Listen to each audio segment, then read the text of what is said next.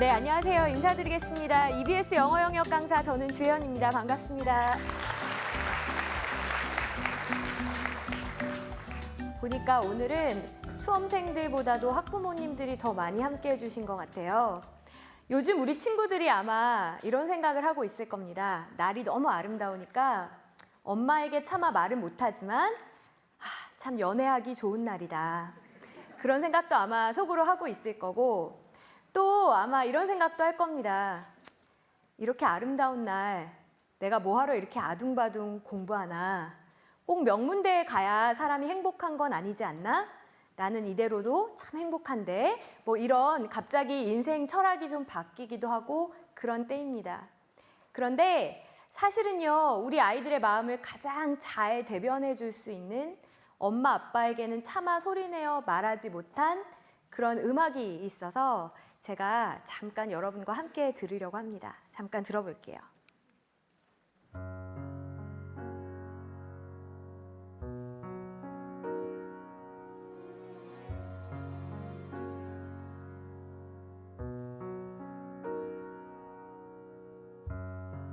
부디 그대 나를 잡아줘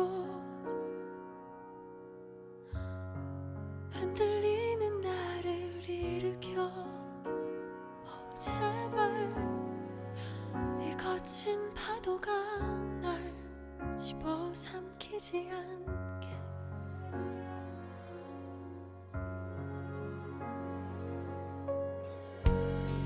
부디 그대 나를 안아줘 흔들리는 나를 붙잡아 요즘 아이들이 가장 많이 하는 이야기입니다. 끝없이 흔들리고 끝없이 무너지려고 하는 나를 누군가가 잡아줬으면 좋겠다. 그런데 엄마 아빠 걱정하실까 봐 그런 이야기는 차마 하지 못하겠다. 특히 4월 학력평가가 끝나고 나서 정말 많은 아이들이 수강후기 게시판에 올려준 이야기입니다. 어쩌면 엄마 아빠한테 말은 못했지만 우리 아이들이 지금 많이 힘들어하고 있습니다. 사실 12월, 1월, 2월까지만 해도 아이들의 마음속에는 희망이 더 많았습니다. 하면 할 수 있다. 나도 이제 정말 열심히 해서 뭔가 달라지겠지? 했는데 나름 한다고 했는데 3월 시험 실망스러웠어요. 그래도 하면 될 거야. 힘내서 4월 시험을 봤는데 시험은 쉬웠다는데 내 기대엔 미치지 못합니다. 그래서 많이 좌절하고 힘들어하는데 이제 또 중간고사 기간이 다가온다고 하네요. 그래서 아이들이 참 많이 지쳐있는 때이기도 합니다. 자, 그런데 요즘 이런 우리 수험생들의 마음을 흔드는 그런 바람이 또 하나 있습니다. 혹시 뭔지 아시겠습니까? 특히 영어에 있어서. 바로 3월 31일 날 발표되었던 수능 개선 방안입니다. 아마 이제 영어 영역이 특히나 많이 바뀐다라는 이야기를 듣고 나서 또 주변에서 이런저런 흔들리는 소리들을 많이 듣고 우리 아이들이 그럼 이제 어떻게 공부를 해야 되느냐, 과연 앞으로 공부하는 방향이 어떻게 달라져야 되느냐, 그런 질문들을 참 많이 해주더라고요. 그래서 오늘은 조금 구체적인 이야기를 같이 좀 나눠보려고 합니다.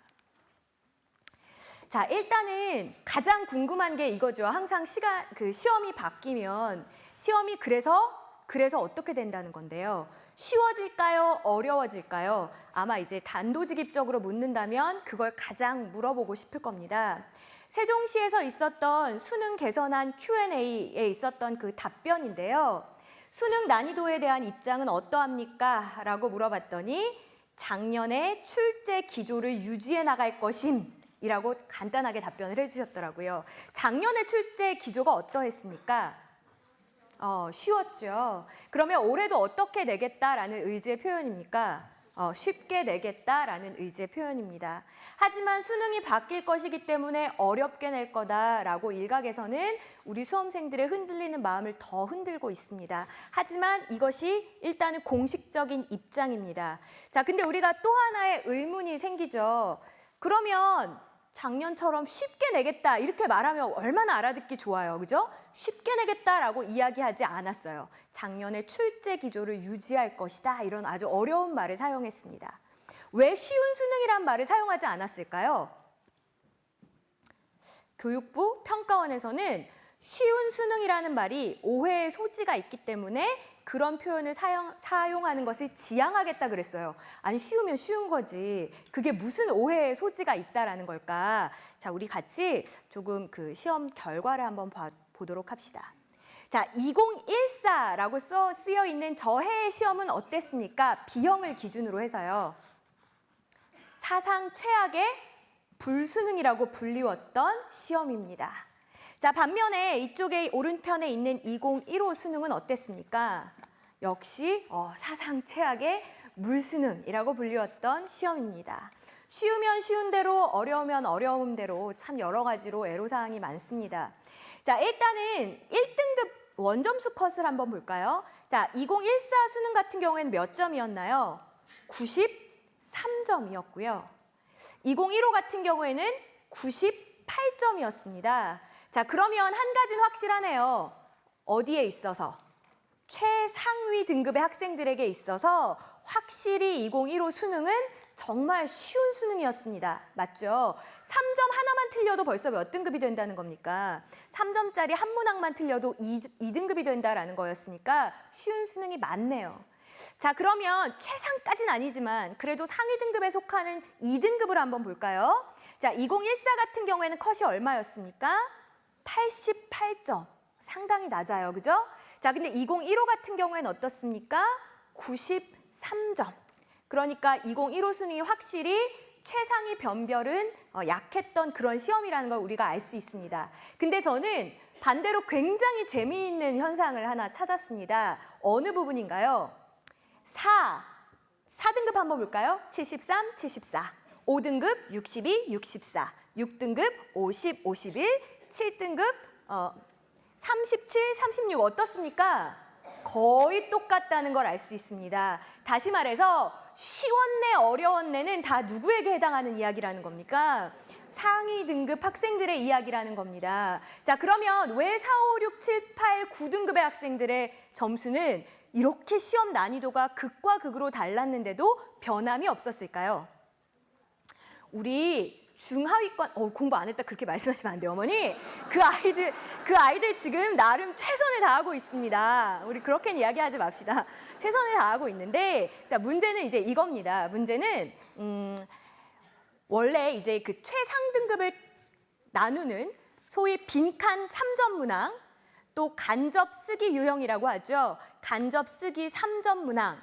이런 문항들을 우리 중하위권 친구들은 난이도와 상관없이 꾸준히 틀리고 있었습니다. 그래서 특별히 어려운 문제가 나왔다고 해도 나에게는 큰 타격이 없었어요. 자, 반면에 우리 친구들의 점수를 형성해주고 있는 소위 대의 파악 유형이라든지 세부사항 파악 유형 같이 쉬운 유형의 문제들은 난이도가 쉽거나 어렵거나 늘 일정하게 쉬웠던 문항들이잖아요. 그래서 그 문항은 어떻게? 쉽건 어렵건 상관없이 꾸준히 맞춰주고 있었다고요. 자, 그러면 이 성적 등급을 보고 우리가 얻을 수 있는 교훈이 저는 두 가지인 것 같아요. 하나는 남들이 쉽다고 한다고 해서 나도 같이 와 영어 쉽대 라고 방심할 일은 절대 아니구나. 또 하나는 4월 학평도 마찬가지고 남들은 쉬웠다는데 나는 쉬운 걸 하나도 못 느끼겠어. 내가 지금 공부를 엄청 잘못하고 있나 봐 라고 자책할 필요도 없다는 겁니다. 자, 이런 이유에서 그런 현상이 있었던 겁니다. 자, 그러면 쉬울까요, 어려울까요에 대해서 쉬운 수능이란 말은 사용하지 않겠지만 적어도 상위권 친구들에게는 여전히 어떤 시험일 것이다, 쉬운 시험일 것이다 라는 것이 어쨌든 당국의 의지입니다. 자, 그러면 우리 이제 그 다음으로 궁금한 질문은 뭡니까? 쉬울까요, 어려울까요만 답해드리면 궁금하신 거 없으세요?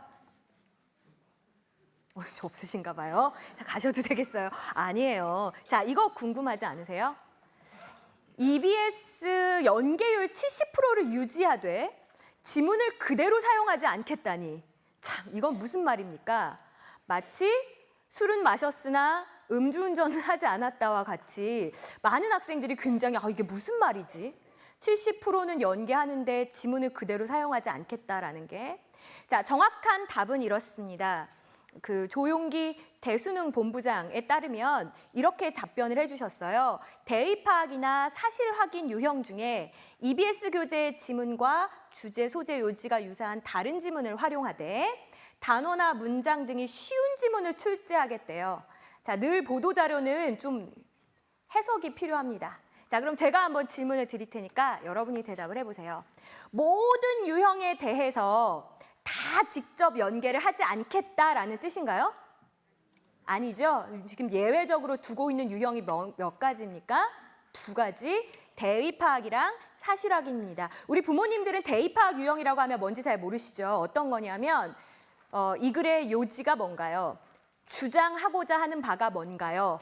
주제가 뭔가요? 이렇게 세세하게 이해하지 못해도 그걸 그냥 크게 이해했으면 맞출 수 있는 그런 문제들을 이야기하는 거고요. 사실 확인 유형이라고 하는 것은 글을 읽고 나서 위에 있는 거랑 선택지가 똑같은 내용인지 틀린 내용인지 이제 세부 정보를 확인하는 그런 유형이 되겠습니다. 자, 그러면 제가 또 하나 여쭈어볼게요. 전통적으로 어떤 유형이었을까요? 쉬운 유형. 통상 연계가 되든 되지 않던 간에 정답률이 70에서 80%가량 되는, 한마디로 그냥 많은 친구들이 대부분 공부에 좀 뜻이 있기만 하면 맞출 수 있는 크게 어렵지 않은 유형이었다는 겁니다. 그렇죠? 자, 그러면 우리 거꾸로 한번 생각을 해보세요.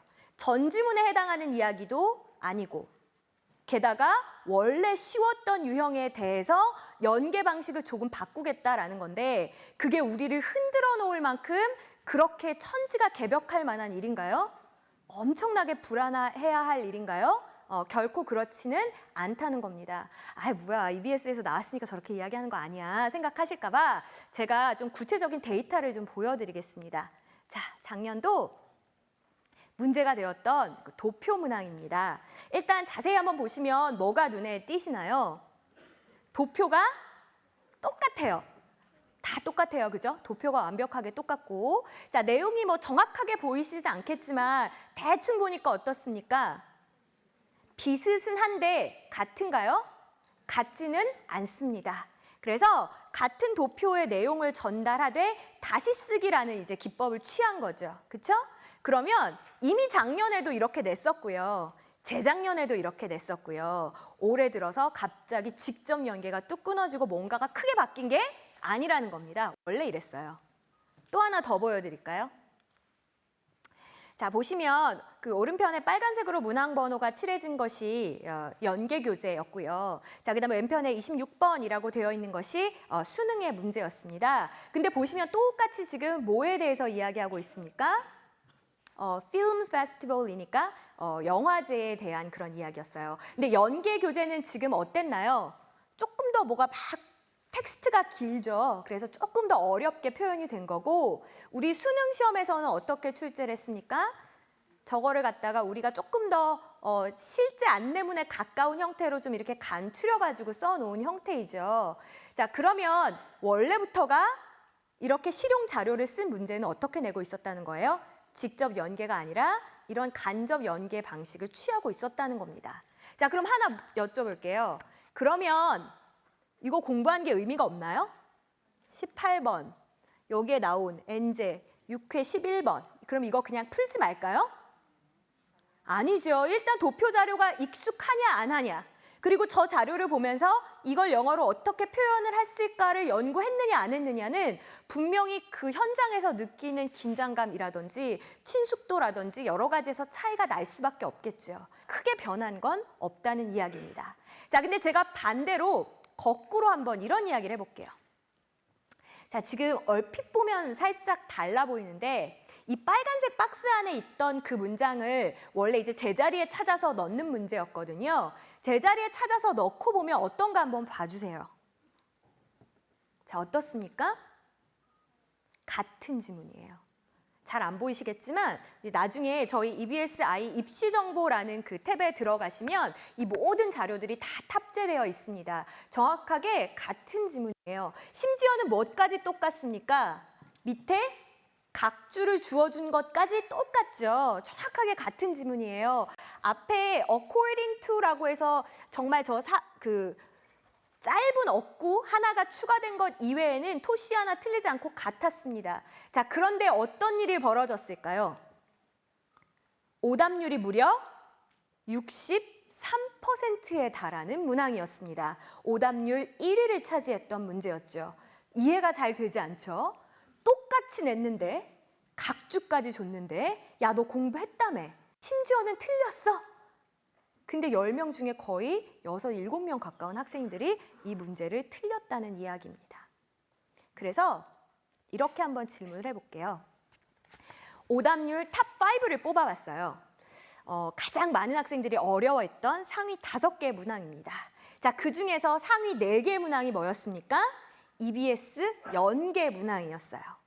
자, 그리고 작년까지는 직접 연계였으니까 어때요? 거의 토시 하나 틀리지 않고 똑같았고, 심지어는 뭐 좀 달라진다 하더라도 어려워진 게 아니라 어려웠던 어휘를 쉽게 바꾸거나 문장을 몇 개 빼거나 오히려 더 쉽게 바꾸는 쪽이었거든요. 그런데도 이런 현상이 나타났다고요. 자, 그럼 여기서 우리가 한 가지 이제 얻을 수 있는 교훈이 있습니다. 뭘까요? 그래요. 토시 하나 바꾸지 않고 똑같이 냈다 그래서 꼭 우리 아이가 맞추는 것도 아니고, 이거를 좀 바꿔 썼다고 해서 우리 아이가 틀리는 것도 아니라는 이야기입니다. 한마디로 공부하고 나서 풀었어. 엄마, 나 이거 한 권 다 풀었어요. 그래, 잘했다, 수고했다. 이게 중요한 게 아니라는 거죠. 읽을 거면 제대로 읽어야지 연계가 되던 되지 않던 문제를 풀 수 있는 힘이 생긴다는 겁니다. 자, 그럼 이제 여기서 늘 질문이 생기죠. 제대로가 도대체 어떻게 읽는 게 제대로냐, 그죠? 그래서 그 제대로에 대한 이야기를 좀 같이 해보려고 합니다. 사실은 이 부분을 제가 준비하면서 좀 고민을 많이 했어요. 오늘 이렇게 학부모님들이 많이 오실지 모르고 그래도 수험생들이었으면 조금 더 도움이 되라고 제가 한번 전문을 같이 풀어보겠다는 야심찬 계획을 세웠던 거죠. 자, 그런데 오늘 조금 예상 밖의 난관이 예상됩니다만, 그럼에도 불구하고 저는 어머님, 아버님들의 믿습니다. 자, 우리 아이에게 이렇게 공부하고 있는지 꼭 한번 확인을 해보십시오. 자, 실제로 아이들이 딱 교재를 넘겼을 때 수능 특강에 나왔던 지문이고요. 제 개인적으로는 수능 특강에서 가장 어려웠을 문항 중에 하나를 가지고 우리가 오늘 감히 도전을 한번 해볼 겁니다. 자, 일단은 이런 지문을 보면 우리 아이들은 어떻게 할까요? 막 풀어요. 시간을 재서 막 풉니다. 그 다음에 어떻게 해요? 풀자마자 해답지를 보고 답을 맞춰보죠. 자, 맞았으면 크게 동그라미를 치고, 틀렸으면 X는 잘 하지 않더라고요. 자신감이 떨어진대요. 그래서 이제 작게 세모 표시를 하거나 그냥 동그라미가 없으면 틀린 걸로 그렇게 표시를 합니다. 그리고 나서 어떻게 해요? 해설지를 읽어봐요. 그러면 답이 이래서 몇 번이다. 그러면 맞아. 맞아. 나 1번 아니면 3번일 것 같았는데. 넘어가요. 자, 그럼 이제 공부한 거라고 생각을 하는 거죠. 자, 이렇게 풀면 아까와 같은 오답률 63% 그런 대참극이 생기는 겁니다. 자, 제대로를 우리 좀 어렵겠지만 함께 해보겠습니다. 자, 첫 번째 영어 환자를 제가 소개해 드릴게요. 사례 1입니다. 라이팅? 뭐지? 번개인가? 번개가 라이트닝인가? 잘 모르겠네. Structure? 구조인데? 명사 아닌가? 동사자리인 것 같은데? 모르겠어. Perception? 저거 완전 처음 봐. 저거 몰라. Influence? 알았는데 이거 어제 외웠는데 생각이 안 나지. 머리가 나쁜가? 자, 이 학생 이 문제 풀 수 있을까요? 절대 못 풀죠. 자, 지금 한 문장에 모르는 단어가 몇 개 등장했습니까? 4개 등장했어요. 문법이고 뭐고 간에 일단 이러면 끝난 겁니다. 게임 끝이에요. 자, 그런데 제가 오늘 가서 손을 잡고 한번 꼭 상담을 해보십시오. 5등급 후반부터의 학생들은 대부분이 이러고 있습니다. 대부분이 지금 이 상태예요. 여기서 아무리 훌륭한 선생님을 데려다가 가외를 시킨들 달라지지 않아요. 지금 이 학생에게는 아는 단어 반, 모르는 단어 반인걸요. 자, 그럼 어떻게 해야 될까요? 단어를 외워야죠. 그럼 아이를 막 다그칩니다. 너는 그냥 너 엄마가 외우라는데 외웠어? 엄마, 난 안 된다고. 외우면 다음날 되면 다 잊어버린다고. 기억이 하나도 안 난다고. 그죠? 자, 그러면 제가 희망적인 자료를 하나 보여드릴게요. 자, 어휘수 및 난이도 조정이라는 발표는 아마 들어본 것도 같으실 겁니다. 자, 보시면 2014학년도의 어휘 수준을 얼마로? 5,688단어. 그러다가 2015학년도에는 4,876단어. 그러다가 이제 우리가 시험을 보는 2016학년도에는 어떻습니까? 3,500단어래요. 3,500단어. 그래서 제가 한번 막 여러분을 대신해서 열심히 계산을 해봤어요. 설마 하니 우리 아이가 아무리 영어 공부를 안 했었더라도 3,500단어 중에 3,500단어를 하나도 모를까요? 그렇진 않을 거예요. 그죠? 분명히 아는 단어가 절반은 될 거라고 저는 생각을 합니다. 하지만 우리 이제 공부를 하고 가정을 할 때는 항상 최악의 시나리오를 생각하고 준비하면 좋잖아요. 그래서 제가 가상의 이런 아이를 한번 그려봤어요. 3,500 어휘 중 3,500 어휘를 모르는 그 아이를. 자, 그리고 나서 그러면 수능 때까지 그 어휘를 몇 번 공부해야 될까요? 한 번 딱 외우고 가면 그 다음에 생각이 날까요? 당연히 생각나지 않습니다. 2번 외우면 생각이 날까요? 당연히 생각나지 않죠. 우리 아이들이 좌절하는 포인트가 바로 거기입니다. 내가 외웠는데 다음 날 기억이 안 난대요. 그건 그 아이가 머리가 나쁜 게 아니고 정상이란 뜻입니다. 전날 외웠는데 다음 날 기억 안 나는 건 당연한 거예요. 그럼 언제까지만 기억하고 있으면 된다고 저는 이야기할까요? 그날 잠들기 전까지. 그날 딱 잠들기 전에 내가 외워야 되는 개수를 채우면 그 아이는 오늘 할 일을 다 한 거예요. 내일 잊어버리는 건 그건 당연한 거예요. 자, 그다음에 또 아이들이 많이 하는 게 제가 무슨 ABC라는 복화책을 봤는데 분명히 거기서 외웠던 어휘가 지문에 나왔는데 외웠던 거란 사실만 기억이 나고 무슨 뜻인지가 기억이 나지 않더라는 겁니다. 그래서 막 좌절을 해요. 자, 그 아이가 특별히 머리가 나쁜 걸까요? 그게 정상입니다. 참, 쌤, 그럼 언제부터 전날 외운 게 다음날도 기억이 나고 내가 외웠던 게 지문에 나오면 보이기 시작합니까? 그 시점이 언제일까요? 그 시점은 3회독 하는 시점입니다. 그러니까 1회독, 2회독 할 때에는 밑 빠진 독에 물 붓는 것 같은 게 당연한 거고요. 3회독 할 때부터 그때 눈이 뜨이는 경험을 하는 겁니다. 그러니까 절대 좌절하지 마시고 3회독을 할 거예요. 그래서 제가 계산을 해봤어요. 3,500 곱하기 3회독. 그리고 200일 남았다고 쳤을 때 그럼 하루에 몇 개씩 외우면 될까요? 이게 암산이 되는 친구는 대단한 거. 하루에 50단어만 외우면 되더라고요. 아니, 우리 그 정도는 할 수 있지 않습니까? 평생의 꿈이라면서요. 간절하다면서요. 근데 하루에 50단어도 못 외우고 꿈을 이루어달라고요? 그건 너무하잖아요. 그죠? 자, 우리 하루에 50단어만 외웁시다. 자, 그러면 또 이런 질문을 해요. 그러면 연계도 교재에 있는 단어를 정리해가지고 50개씩, 물론 그렇게 하는 게 가장 이상적이죠. 그죠? 문맥을 통해서. 근데 지금 3,500개를 모르는 아이가 언제 지문에 모르는 걸 찾아가지고 그것도 자주 쓰이는 어휘, 자주 안 쓰이는 어휘를 분별해서 언제 외우겠습니까? 전문가들 한번 믿어보자고요. 특히 하위 등급에 있는 친구들일수록 그냥 시중에 있는 문제집, 단어집 아무거나 괜찮습니다. 고르셔서 3회독 한다는 마음으로 하루에 50개씩만 외우는 겁니다. 그 정도는 우리 친구들 훨씬 더 잘할 수 있고요. 또 하나 고무적인 소식은 3회독 할 때는 속도가 기하급수적으로 빨라집니다. 1회독, 2회독 할 때는 외우는 속도가 늘지 않다가 세 번째 볼 때는 샥 넘어가요. 그러니까 여러분 후반부로 갈수록 공부에 가속이 붙는다는 게 뭔지 아실 거예요. 자, 단어병 친구들은 반드시 해결을 하시기 바랍니다. 자, 그 다음에 두 번째, 이런 고민을 또 많이 부모님들이 하십니다. 우리 아이는 정말 열심히 해요. 제가 봐도 열심히 하는 것 같아요. 딴짓을 하는 게 아니에요. 책도 까맣고요. 핸드폰도 심지어는 본인이 반납을 했답니다. 스마트폰 쓰지 않겠다. 고3 폰을 쓰고. 아니, 근데 어떻게 된 게 이 아이는 성적이 변하지를 않는데요. 자, 그래서 들여다봤어요. 그랬더니 이렇게 공부를 하고 있더라고요. 헬프 목적어 동사 원형, 스트럭처. 투부정사도 쓸 수 있어. 투부정사. 메시지스, 위센드, 수식, 관계대명사, 대생략, 생략, 목적격 생략 가능. 자, 지금 얘는 뭘 하고 있는 겁니까? 중학교식 내신 공부를 하고 있는 거죠. 그렇죠? 그러니까 책은 까만데 다 읽었는데 수능에 나왔는데 여전히 문제는 풀 수 없는 겁니다. 문법 중독자들입니다. 문법 중독자. 본인이 영어를 못하는 이유가 문법을 몰라서라고 굳게 믿고 있는 대다수의 친구들입니다. 그렇죠? 물론 기본적인 구분은 알아야 하지만 이건 아니라는 거죠. 그죠? 자, 그러면 바른 공부법을 보여드리겠습니다. 자, 이렇게 크게 덩어리 지어서 읽을 수 있는 힘은 있어야 됩니다. 자, 이걸 요즘 트렌드에서는 흔히 말하는 구문독해다라고 이야기를 합니다. 자, 그래서 오늘 조금 우리 무리해서 같이 한번 읽어보겠습니다. Lighting helps니까 조명이 도움을 준다라는 거구나. 그런데 structure our perceptions of an environment니까 환경, 우리의 환경을 인지하는 것을 구성하는 데 조명이 도움을 준다는 거구나.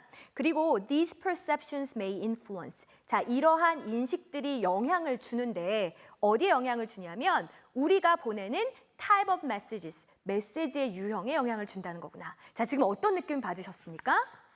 번역은 완벽해요.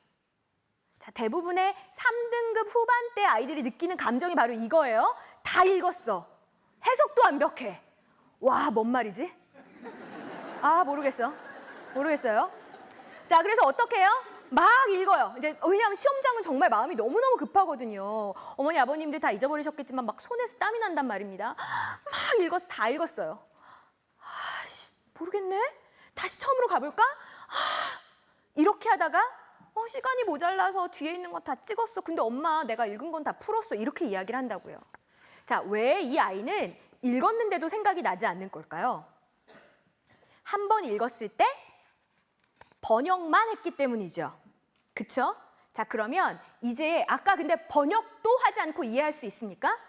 그건 안 되죠, 외국어니까. 근데 기본적인 번역이 되었다 쳤을 때 이 다음 단계를 제가 봤을 때는 거의 80% 이상의 수험생들이 안 하고 있어요. 그래서 연계됐는데도 63%가 틀리는 겁니다. 자, 이렇게 하셔야 돼요. 지금 단계를 꼭 전해 주십시오. 조명이 인식에 도움을 준다는 거구나. 조명과 인식이 관련이 있네? 근데 인식이 메시지에 영향을 준다는 거구나. 그럼 이거 3단 논법 아닙니까? 결국은 뭐가 뭐에 영향을 준다는 거죠? 조명이 메시지에. 게임 끝난 겁니다. 아니, 왜 이 쉬운 걸 안 해요? 왜 번역만 하세요? 조명이 메시지에 영향을 준대요. 자, 그럼 바로 질문이 생겨야죠. 조명이 어떠면 어떤 메시지를 보낸다는 걸까? 그것만 찾으면 답이 끝나는 거잖아요. 그죠? 자, 영어를 막 굳이 막 완벽하게 못해도 괜찮다고요. 이렇게 키워드를 중심으로 아이디어를 이해하는 능력을 키우는 겁니다. 자, 그리고 나서 봤더니 조명이 어떨 때랍니까? If we enter a dimly lit이니까 어떤 곳인 것 같아요? dimly. 어두운 조명이 켜진. 우리 수험생들 대단해요. candlelit room은요, 촛불이 켜진. 자, 두 개의 공통점은 뭘까요? 조명이 어두운 곳이에요. 그죠? 자, 이런 방에 들어갔을 때 we may talk more softly. 이야기를 하는데 어떻게 한다는 거예요? 부드러운 목소리로 이야기를 한대요. 또 sit closer together. 앉는데 어떻게 앉는답니까? 가깝게 앉는데요. 자, 또요. presume 뭐라고 생각을 하냐면 more personal communication will take place. 뭐가 일어날 것이다 라고 생각한다는 겁니까? 그렇죠. 보다 더 개인적인 의사소통이, 친밀한 의사소통이 일어날 거랍니다. 자, 그럼 우리가 아까 생각했던 거 다 끝난 거 아닙니까? 조명이 어떨 때? 조명이 어두울 때 어떻더라? 개인적인 대화, 친밀한 대화가 오간다. 사실은 지금까지의 수능 난이도에서 봤을 때 거의 95%의 문제는 그냥 여기서 끝나고요. 이게 선택지로 구현이 되어 있거나 이것이 빈칸으로 주어져 있습니다. 근데 제가 이 문항은 어떤 문항이라고 했습니까? 특별히 어려운 문항이라고 말씀을 드렸죠. 그래서 여기서 끝나지 않고 한 단계가 더 있어서 사실은 우리 수험생들이 힘들어했습니다. 자, 한 단계만 더 볼게요. 어머니들 벌써 힘드시죠? 우리 아이는 이거를 하루에 13시간씩 하고 있어요. 자, 보세요. 근데 이런 일이 생겼답니다. 자, 뭐 다 읽으실 필요는 없어도 이걸 한번 봅시다. Intimate questions. 자, 어떤 질문을 던졌습니까? 친밀한 질문을 던졌어요. 그것도 in dim lighting. 아까 했던 건데요. dim lighting은 기억하시죠? 어두운 조명에서 친밀한 질문을 했답니다. 여기까지는 괜찮죠? 원래 이런 거였잖아요. 근데 with non-intimates, 문제는 뭡니까? 누구랑 그랬다는 거예요? 친숙하지 않은 사람, 그러니까 낯선 사람이랑 어두운 데 가서 개인적인 걸 막 물어본 거예요. 자, 그랬더니 어떤 일이 생겼어요? hesitancy in responding. 응답을 하는데 그 사람이 hesitancy, 뭐가 생겼대요? 망설임이 생겼대요. 대답을 잘 안 해줘요. 자, 또 보세요. decrease in eye contact. eye contact, 눈 맞추는 현상이 어때요? 적어져요. 눈을 피한다는 건 좋은 징조입니까? 나쁜 징조입니까? 이거 좋지 않은 건데. 또 보세요. decrease in the average length of a gaze라고 해서 gaze가 이렇게 쳐다보는 건데 그 쳐다보는 시간의 길이가 decrease니까 어떻게 되는 거예요? 짧아지는 거예요. 자, 그럼 뭔지 모르겠지만 후반부에 있는 저 이야기들은 다 어떻게 한다는 겁니까? 지금 좋아요, 싫어요, 불편해요? 불편해하고 있죠. 자, 불편해한 이유가 뭡니까? 불편해한 이유가. 그쵸, 어두운 데서 친숙한 질문한 것까지는 좋은데 상대가 누구예요? 낯선 사람. 이게 지금 뭔가가 안 맞는다는 거죠. 그러니까 이런 현상이 생긴 겁니다. 맞죠? 자, 그래서 문제가 뭐였냐면 바로 이게 문제였습니다. 빈칸을 완성하래요. 자, 그래서 봤더니 inappropriateness니까 이게 부적절한 거잖아요. 지금 이제 빈칸이 조금 잘못 가려졌는데 보시면 무엇의 부적절함이었냐면 이런 친밀감이 부적절하게 느껴진다 이거였어요. 자, 그리고 나서 빈칸이었어요. 그럼 제가 여기서 질문, 이거 맞출 수 있으면 모두 다 수능 만점의 지금 예비자들입니다. 뭐 때문에 이런 친밀함이 적절하지가 않고 부적절해졌을까요? 무엇 때문에? 일단 뭐가 있었죠? 오늘의 키 포인트가 뭐였죠? 조명. 자, 그 다음에 또 그 조명도 좋았어. 근데 어땠어요? 친밀한 질문을 했죠. 근데 그게 낯선 사람과의 관계인 게 문제였잖아요. 자, 그래서 정답은 사실 이랬다고요. 조명과 질문에 의해서 야기된 그 친밀함의 부적절성. 대부분의 학생들이 틀렸던 문제입니다. 자, 이쯤 되고 보면 뭐예요? 아, 그러니까 해석은 일단은 기본이고 그 다음에 뭐가 있어야 되는구나. 이건 철저한 논리 싸움입니다. 그렇죠? 철저한 논리 싸움이에요. 단어와 기본 구문이 된 뒤에는 이 정도 논리력을 갖추고 있어야 된다고요.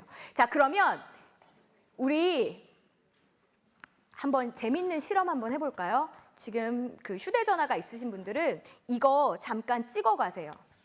찍으시고 한 달 뒤에 한번 알람 설정해 주신 뒤에 한 달 뒤에 한번 열어보세요. 한 달 뒤에 보시고 이게 생각이 안 나는지 나는지 안 나는지 한번 보십시오. 생각이 전혀 나지 않더라라고 하면 저에게 항의 이메일을 보내셔도 좋습니다. 이메일 주소는 안 알려드릴 거예요.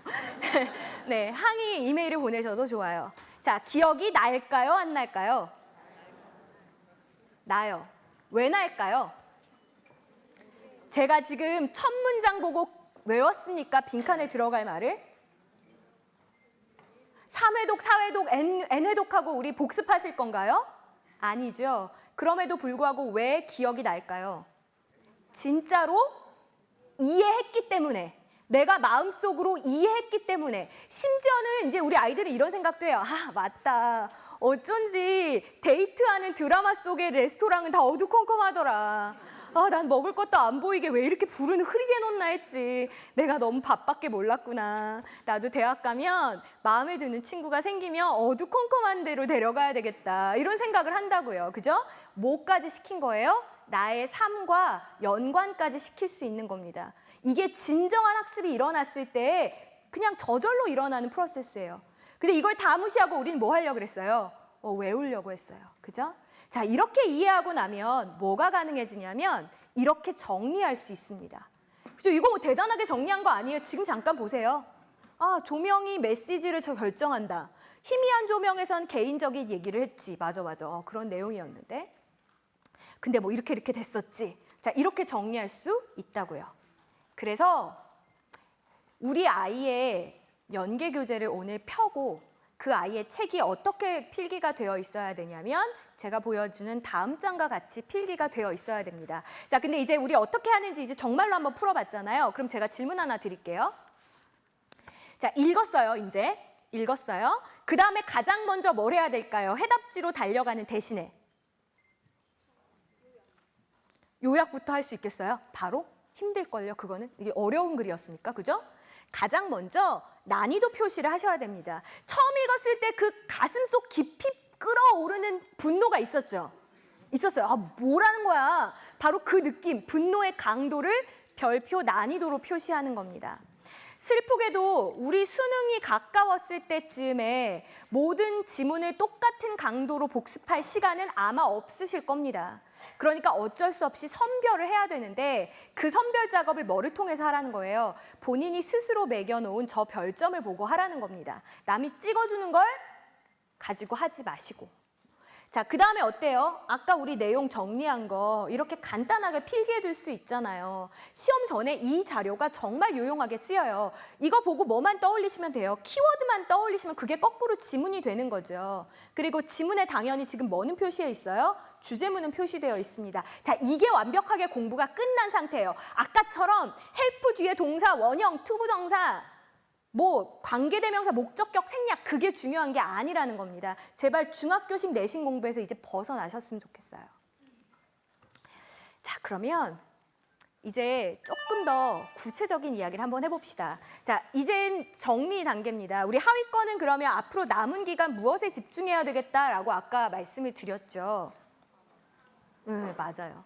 그래서 이 정도의 비중이 되어야 할 것 같습니다. 지금 일단 당장은 최소한 5등급 후반대까지 올라올 때까지는 단어에 초집중을 하셔야 됩니다. 어쩔 수 없어요.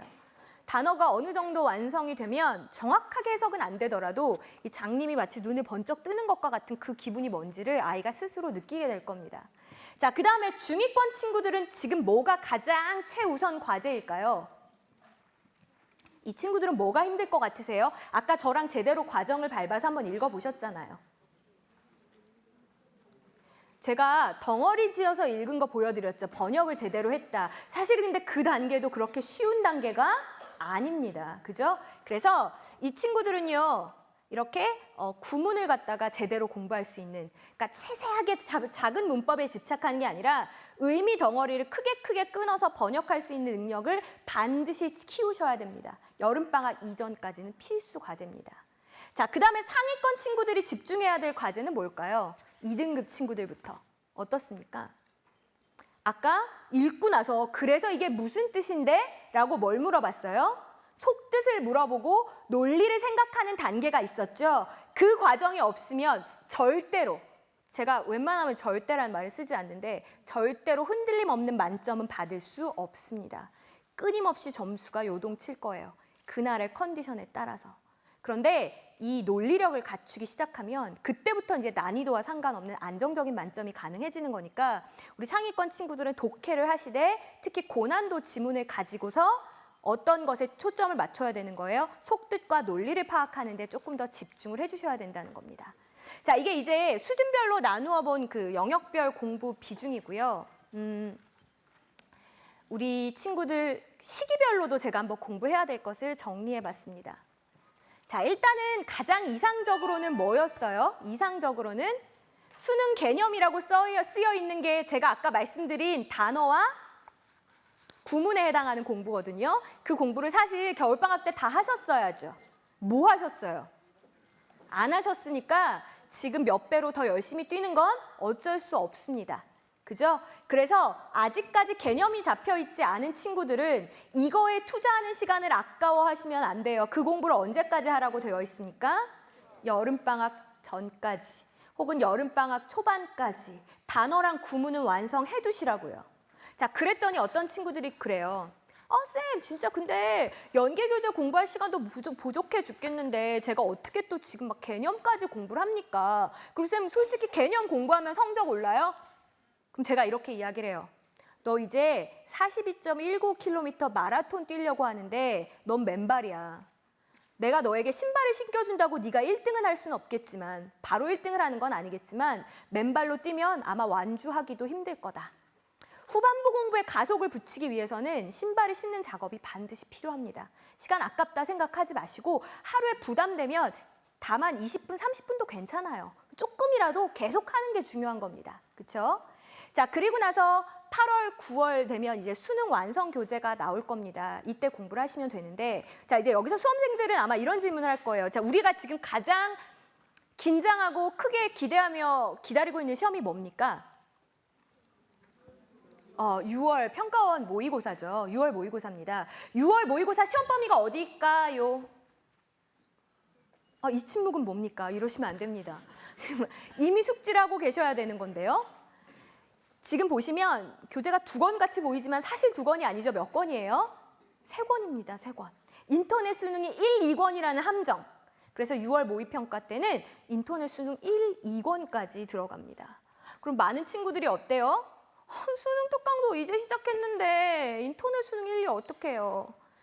물론 6월 모의평가가 중요한 시험이고 실전처럼 보는 게 가장 좋아서 인터넷 수능 2까지 다 하고 보면 제일 좋죠. 근데 항상 현실은 어때요? 이상과는 달라요.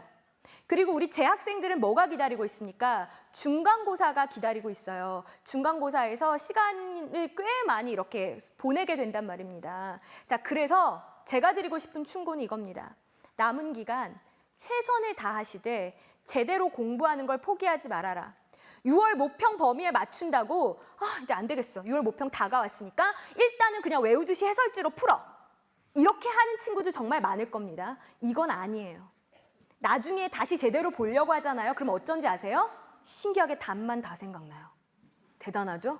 뭔지 모르겠는데 답이 2번이었던 건 알겠어요. 자, 이러면 그 문제를 제대로 읽을 수 있는 기회만 놓치는 거예요. 그냥 최선을 다하되 내 페이스대로 하십시오. 지금 공부가 덜 되어 있어서 육모 점수가 잘 안 나온다면 그건 내가 감내해야 될 몫인 거죠. 갑자기 꼼수를 부려서 점수만 잘 받고 기분 좋으려고 할 수는 없는 겁니다. 자, 그다음 또 하나. 우리 수학이나 국어 같은 경우에는 기출을 굉장히 강조합니다. 탐구도 마찬가지고요. 그래서 영어도 지금 이런 친구들이 생겨요. 수능 특강 다 풀었는데요. 인터넷 수능 1권 풀기 전에 제가 기출을 몇 번 돌리고 올렵니다. 자, 기출 분석이 이미 끝나 있으면 참 좋겠지만 아직까지 안 끝났다면 여러분의 우선순위는 뭡니까? 연계 교재입니다. 왜냐하면 영어는 상당 부분 지문이 그대로 출제되기 때문에 아니 올해 시험 범위가 여기라는데 예전에 나왔던 걸 지금 공부하는 게 우선은 아니잖아요. 그죠?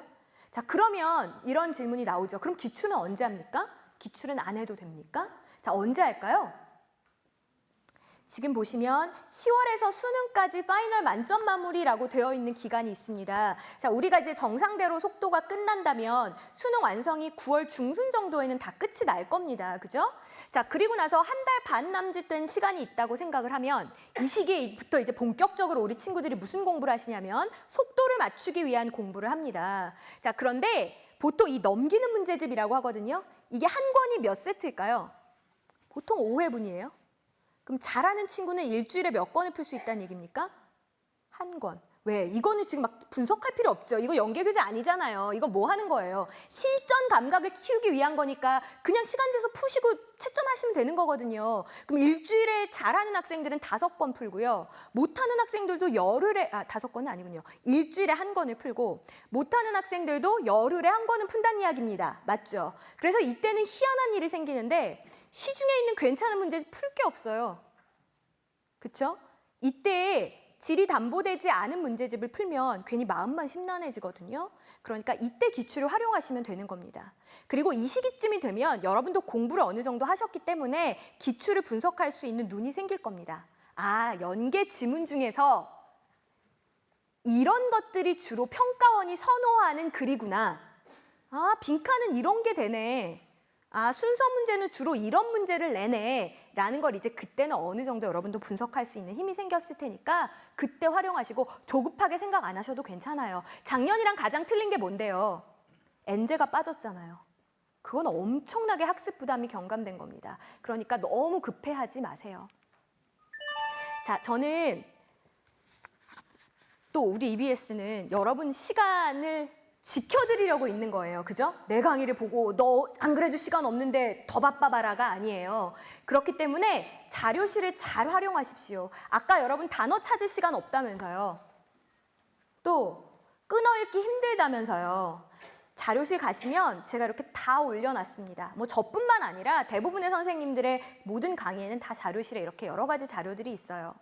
자, 또 아까 전에 이렇게 요약 정리하고 싶다면서요. 근데 잘 안 된다면서요.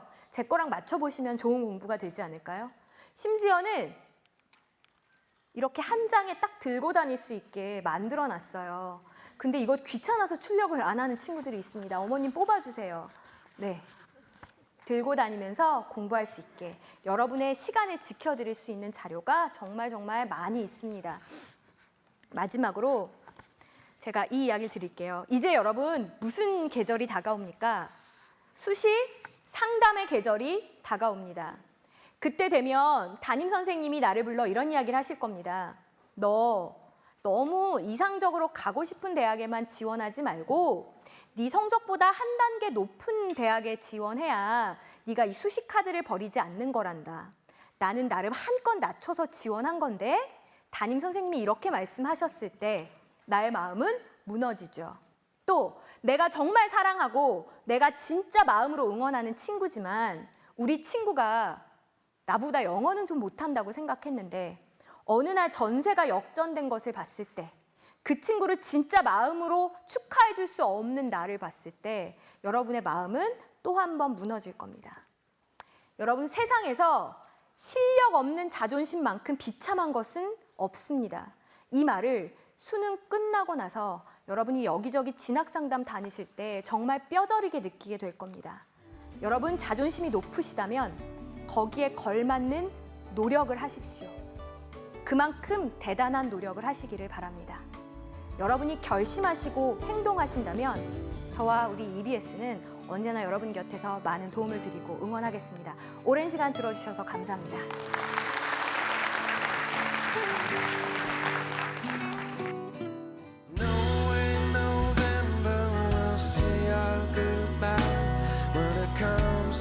December, it's obvious why